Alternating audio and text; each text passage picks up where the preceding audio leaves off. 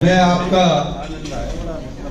आपके अपने चैनल के शुरुआत कराने के लिए आप आए। मैं आपका दिल की गहराइयों से स्वागत करता हूं और आभारी हूं, क्योंकि इतने बुद्धिजीवी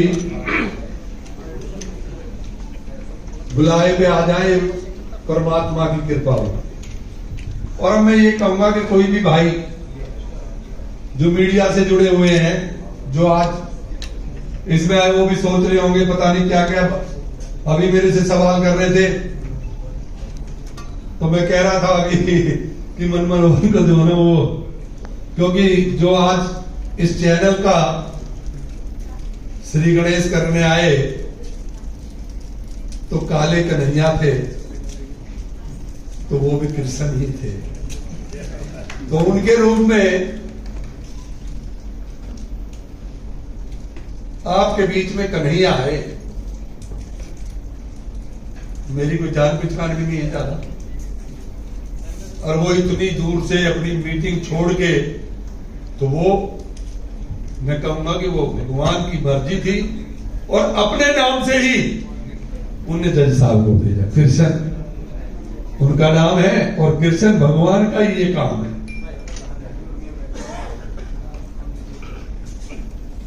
मीडिया की जहां तक हमारे इंसाफ की बात है, देखो बात करना, ये बात मैं पहले भी कर सकता था, ये चैनल में पहले भी चला सकता था, लेकिन जब तक कोई इंसाफ सुनने वाला नहीं होगा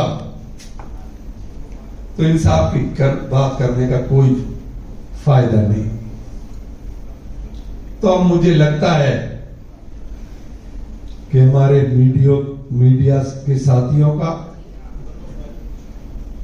और हमारे देश के प्रधानमंत्री का मन बन चुका है कि वो इंसाफ दे और कराए। इसलिए मैं इंसाफ की बात करने आया हूं आपके बीच। राजनीतिक हूं, बसपा पार्टी में हूं अभी तक।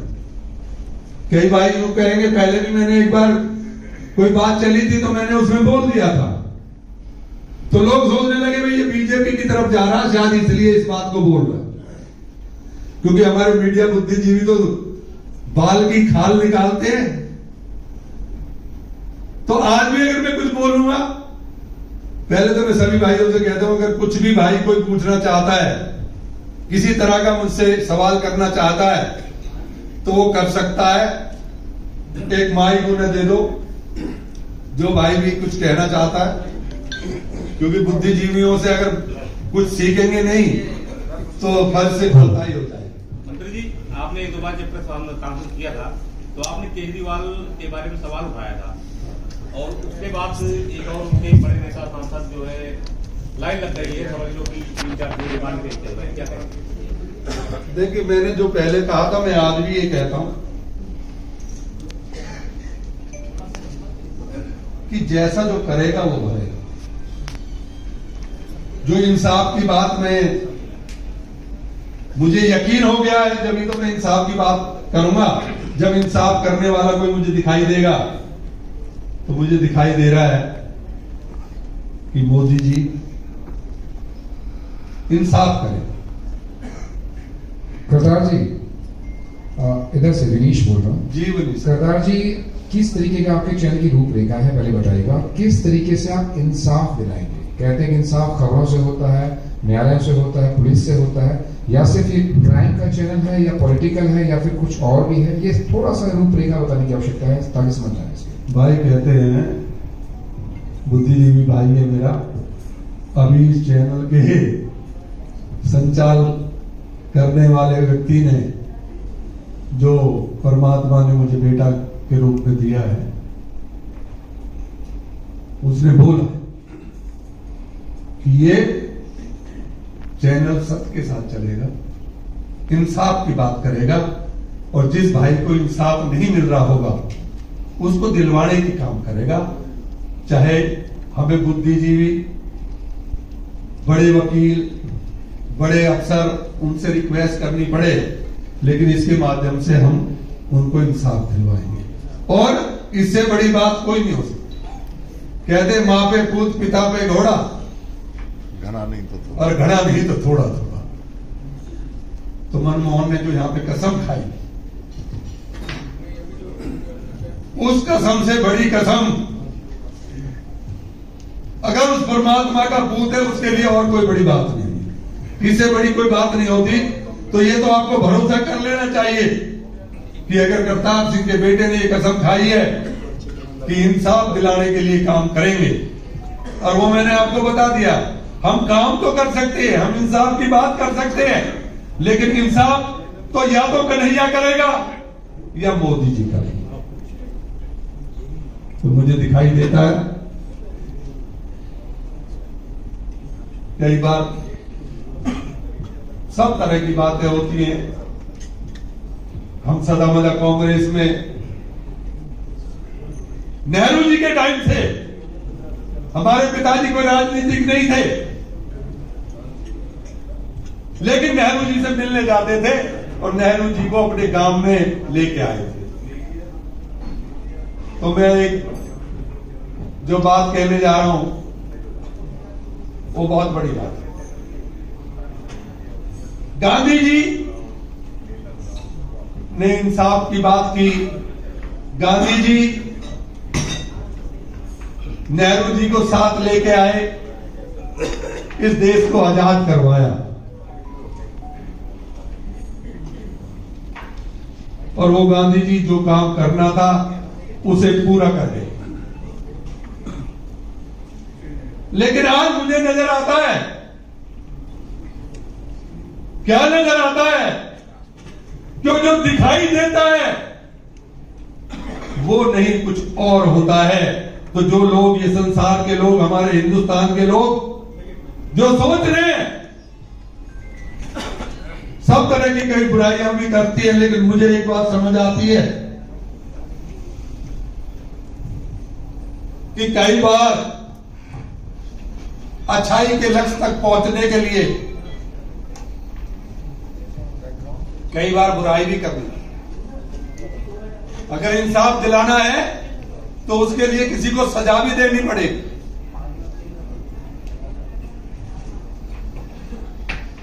तो ये इंसाफ दिलाने के लिए भाई की बात का जवाब है, और कोई भाई हो आगे पूछे और मैं बताऊं। मैं एलएम भिदोड़ी हूँ जी, इंसाफ टाइम्स न्यूज़पेपर से। अच्छा जी। चैनल का स्टूडियो कहाँ पर स्थापित किया जाएगा?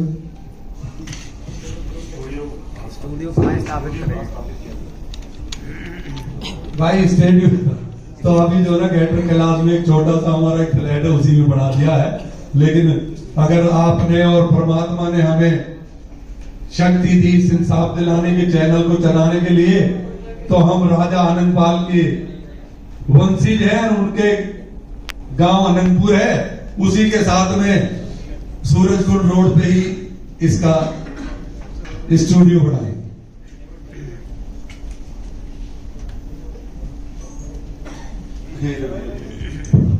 और कोई भाई? जी से आप एक राजनीतिक परिवार से हैं और आप उस सिस्टम का हिस्सा है जहां पर आम जनता इंसाफ की मांग करने जाती है। मीडिया ठीक है बात तो उठा सकता है, लेकिन न्याय तो उसको या तो न्यायपालिका देगी, पुलिस देगी। तो मीडिया की जरूरत क्यों पड़ी? आप एक उस बड़े सिस्टम का हिस्सा है जहां पर न्याय दिलाया जा सकता है अपने लेवल पर। अब जरूरत इसलिए पड़ी कि मुझे दिखाई देता है, मुझे कुछ विश्वास हो गया है कि मुख्यमंत्री जी और प्रधानमंत्री जी इंसाफ करने की बात अगर उनके पास पहुंचेगी, इंसाफ की बात तो वहां मिलेगा। मुझे ये विश्वास हुआ कि इंसाफ मिलेगा, इसलिए मैं इंसाफ की बात कर रहा हूं, क्योंकि मेरे हाथ में तो इंसाफ देना नहीं है, लेकिन दिलाने की बात तो मैं कर ही सकता हूं ना। और आगे अगर देने वाले, इंसाफ देने वाले अगर इंसाफ देना चाहेंगे फिर तो मिल ही जाएगा।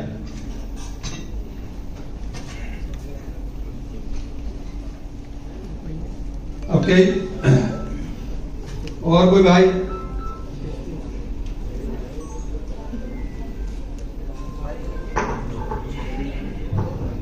हाँ, आप सिर्फ मोदी जी पे विश्वास करते हैं और पार्टी पे विश्वास क्यों नहीं करते? क्या उन पर विश्वास नहीं है? क्योंकि अगर स्टेट की बात करें, आप इंसाफ की बात कर रहे हैं, नेशनल की अगर लेके जा रहे हैं शहर को, तो हर स्टेट में कहीं कांग्रेस की सरकार है, किसी और पार्टी की सरकार है, मोदी जी के सपोर्ट नहीं है, तो वहां अगर जाते स्टेट वाइज अगर इंसाफ की बात करेंगे कि भैया मुझे अगर महाराष्ट्र की बात करें, राजस्थान की बात करें, तो वहां अदर पार्टी की सरकार है। देखिए मेरी बात सुनिएगा, तो वहां अगर बात करेंगे स्टेट में जाएंगे आप सरकार को, आप बोले मोदी जी विश्वास है, वहां कहेंगे कांग्रेस की सरकार है, तो ये बीच में जो इंसाफ लेकर आपके पास आएगा, मांग लेकर आएगा, वो तो पिस जाएगा ना बीच में। आप सिर्फ मोदी जी विश्वास करने या तो खाना पे विश्वास करने या तो मोदी जी विश्वास कर रहे हैं। तो मेरे को तो नहीं लगता कि उनसे भी परे कोई है, हा? जब कान्हा की बात आ गई और मोदी जी की बात आ गई तो कहीं कोई बात क्या रह गई? अगर वो और मोदी जी इंसाफ दिलाना चाहेंगे तो इस देश में इंसाफ ही इंसाफ रहेगा और इंसाफ की बात का चैनल है। खट्टार जी, मेरा नाम अनुराग गर्ग है, फरीदाबाद प्राइम चैनल चलाता हूं मैं फरीदाबाद में। अभी आपने कहा इंसाफ या तो कन्हैया करेंगे या मोदी जी करेंगे, या जब वो दोनों इंसाफ कर रहे हैं फिर इंसाफ की बात क्या करेंगे? उनको जिसको इंसाफ चाहिए उनके पास ले जाने तक तो कोई माध्यम बनेगा। भाई जज साहब के पास तक तो वकील चाहिए कि नहीं चाहिए? और भगवान की बात करनी है तो पुजारी चाहिए, पंडित जी चाहिए, तभी तो जा पाएंगे। तो हम तो वो पंडिताई का काम करेंगे, नाई का काम करेंगे, वहां तक भेजने का काम करेंगे। Thank you. अब ये देखिए, एक चीज मैं आपको और बताता हूं। अभी डेट आई राजस्थान के इलेक्शन की, मुझे क्यों विश्वास हो गया? वो डेट आई 23 तारीख, 23 नवंबर। और अभी जब मैं चला था, जब उसमें खबर आ रही थी कि वो 23 नहीं रही, वो 25 हो गई है। क्यों? 23 बार का था वीरवार, उसको कहते हैं गुरुवार, वो सबकी सुनता है। जो हाथ जोड़ के जाए उनकी सुन लेता है। लेकिन वो डेट कब आई? शनिवार। और शनिवार इंसाफ करता है। तो राजस्थान में मोदी जी इंसाफ करेंगे। और इंसाफ का देवता के दिन जब कोई इलेक्शन होगा तभी तो इंसाफ होगा। आपने शनिवार को क्यों नहीं करा इसका इनॉग्रेशन? जी इंसाफ का दिन शनिवार बता रहे हैं आप जी, इनॉग्रेशन शनिवार को ही करते हैं। लेकिन शनिवार का दिन मैंने इसलिए नहीं लिया कि इसमें तो सभी आएंगे, इंसाफ देने वाले भी और ना देने वाले भी।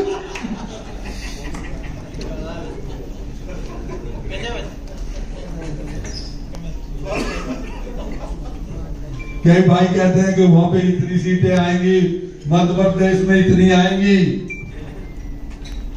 और कांग्रेस की गठबंधन की सरकार बनेगी।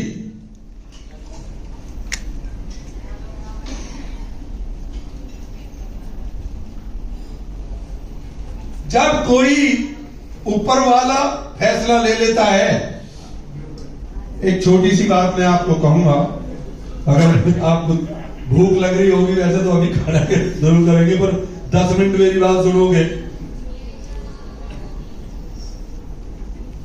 बबरी तो आप सभी जानते होंगे, भगवान जब कृष्ण महाभारत के युद्ध में थे तो बबरी जो दुनिया का सबसे बड़ा ताकतवर उस टाइम का व्यक्ति था, और वो पांडवों का पुत्र था। वो जब अपने घर से चला तो मां से पूछने लगा कि मां मैं युद्ध में जाऊं?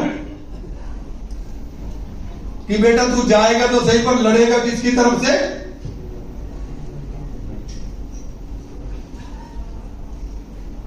तो मां से पूछने लगा मां मैं किसकी तरफ से लड़ूं? तो मां ने कह दी कि कौरव तो 101 है और पांडव है 5। वो कहने लगी भैया उसकी तरफ लड़ियो जो कमजोर पड़ जाए।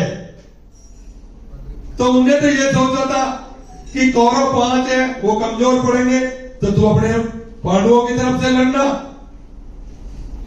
लेकिन कहा उन्हें ये कि जो कमजोर पड़े उसकी तरफ से लड़ना। चलेंगे?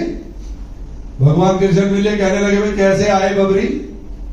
कह लगे युद्ध में आया हूं दादाश्री। तो पे ऐसा कौन सा हथियार है जिससे तू युद्ध करेगा? कहते मेरे भी ये 3 बाण है, एक का काम है हिट करना, एक का काम है टारगेट को फिट करना, और एक का काम है जो चाहे वो कर देना। तो कहने लगा अरे भाई तू इस एक तीर को तो मुझे चला के दिखा, और जितने ये पीपल के सूखे पत्ते इनको बीन दे। उसने वो पहले हिट करा, उनको दोबारा से चलाया, उनको हिट कर दिया।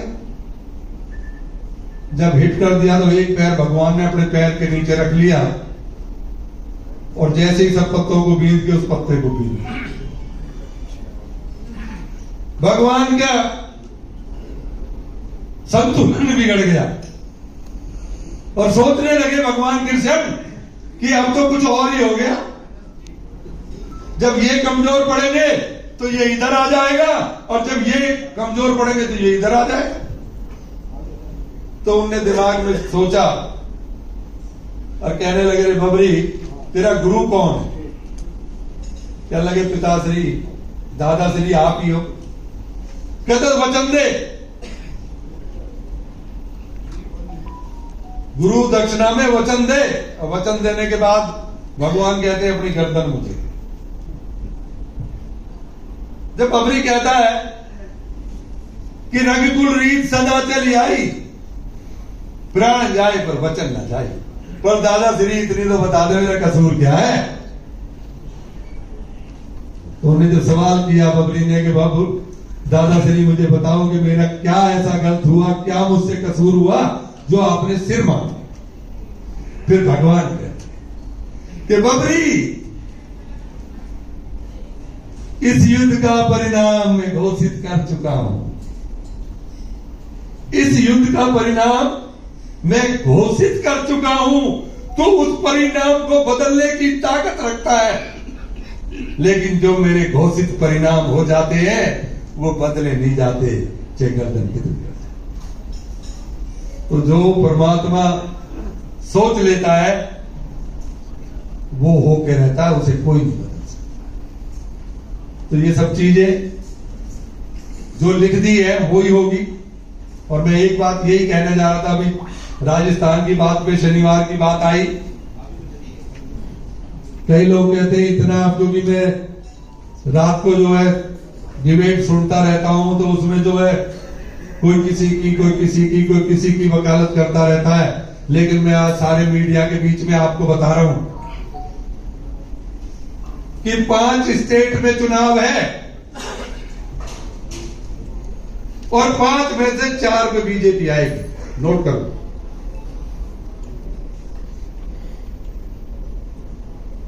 कोई भाई कुछ कहता है, कोई कुछ कहता है। मैं ये दिल है हरियाणा में किसकी आएगी? देखिए मैं बड़ा स्पष्ट बताता हूं, अभी हरियाणा में चुनाव नहीं है, लेकिन आगे की बात बताऊं ना, 5 आएंगी। और फिर आपका जो है ना, हरियाणा से पहले से एक और चुनाव है, उसकी सुन लो। जो पार्लियामेंट का चुनाव आएगा, पार्लियामेंट के चुनाव में 400 पार करके मोदी जी जाएंगे। 400 के पार होगा। जब 400 के पार होगा तभी तो इंसाफ होगा, नहीं तो इंसाफ कैसे होगा। और एक बात और, सभी मीडिया भाइयों को भी, उनको भी जो बड़े बड़े नेता होंगे, क्योंकि आपकी आवाज बहुत दूर तक जाएगी। कोई ये ना समझे कि मोदी जी किसी को बख्श देंगे। हो सकता है आज की मजबूरी में वो सजा ना दे रहे हो, लेकिन 25 में जो भी गुनाहगार है सबको सजाएं मिलेंगी। 25 में जो भी गुनाहगार होगा उसको सजा मिलेगी। इंसाफ की बात जरूर होगी,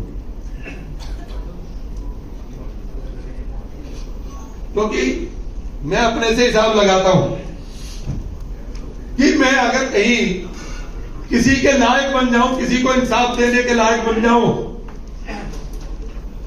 तो मैं वो इंसाफ जरूर करूंगा। क्यों करूंगा कि जाना तो सभी को है। अरे कुछ ऐसा तो कर जाए जो दुनिया में याद रह जाए। तो जो स्टेज पे वो पहुंच जाएंगे उनके लिए, उनके सामने करने के लिए यही काम रह जाएगा कि कुछ ऐसा कर जाएंगे जो हिंदुस्तान गुरु, विश्व गुरु बन जाए। वो कहते तो हैं सब लोग, लेकिन गुरु विश्व कब बनेगा? जब सारे देशों से ज्यादा ताकत होगी, उनकी करेंसी से हमारी करेंसी मजबूत होगी,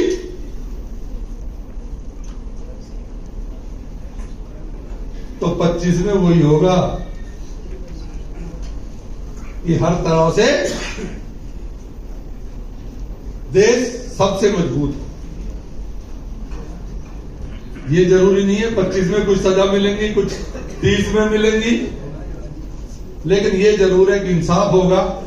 ये मेरा विश्वास कहता है, मेरी आत्मा कहती है। कई लोग तो तरह तरह की बात, मैं भी कई बार सोचता हूं कि मोदी जी इस तरह की बातें कर रहे हैं जो जनता को नहीं अच्छी लग रही है। बहुत सी बातें आती हैं, कोई सब चीज सबके हक में तो नहीं जाती, लेकिन उसको हक दिलाने के लिए जो हक खा रहा उसकी भी बात करनी पड़ती है। जो हक खा रहा है पहले उसकी सपोर्ट करनी पड़ती है, फिर उससे हक दिलवाया जाता है।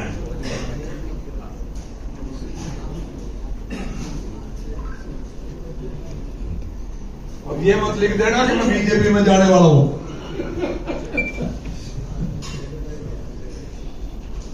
तो गांधी जी आए, नेहरू जी आए, लेकिन अगले गांधी वो देश को आजाद करके गए। यहां तक पहुंचा के गए, मैं ये नहीं कहता कि उन्होंने कुछ नहीं किया, यहां तक पहुंचाने में उनका बहुत बड़ा योगदान है। तभी उनको गांधी कहा जाता है कि वो धोती में नंगे रह के उनने देश को आजादी दिलाई और आगे काम करवाए। लेकिन अगले गांधी, सुन लेना भाई, 25 के बाद 26, 27, 28, 30, 31 से भी ऊपर हो सकती है, लेकिन 30 में नए गांधी आएंगे। 30 में ये हिंदुस्तान नए गांधी पाएगा और वो मोदी जी गांधी जी कहलाएंगे, क्योंकि उनके दिमाग में जो चल रहा है वो यही चल रहा है कि मैं अभी बात कर रहे थे कि एक बाप और गुरु तो ये चाहता है कि मेरे से ऊपर हो जाए। अब मोदी जी के पास क्या नहीं, कौन सी पावर नहीं है, सब कुछ उनके पास है, लेकिन फिर भी उनके पास एक चीज तो वो भी चाहते हैं ना, अरे कुछ ऐसा कर जाऊं जो इस हिंदुस्तान का दूसरा गांधी मैं ही कहलाऊं। और वो होगा, आप लोग गांधी कहेंगे उसको, और वो दिन ज्यादा दिन नहीं लगेगा, क्योंकि 2-4 साल तो लगते हैं गांधी बनने के लिए, आजादी दिलाने के लिए। ये सारे जो लोग खुश होके बटोर के खा रहे हैं उनको सबको हिसाब देना होगा, और जब वो हिसाब लेंगे तो इस देश के वही गांधी होंगे। और कई भाई है, कोई शक हो, कोई बात पूछनी हो तो बुद्धिजीवी पूछ लो। इस बात का कहिए, कोई इस बारे में भी डिस्कस करनी हो। मंत्री जी, एक छोटा सवाल है। यार तू तो मुझे करे, मतलब बस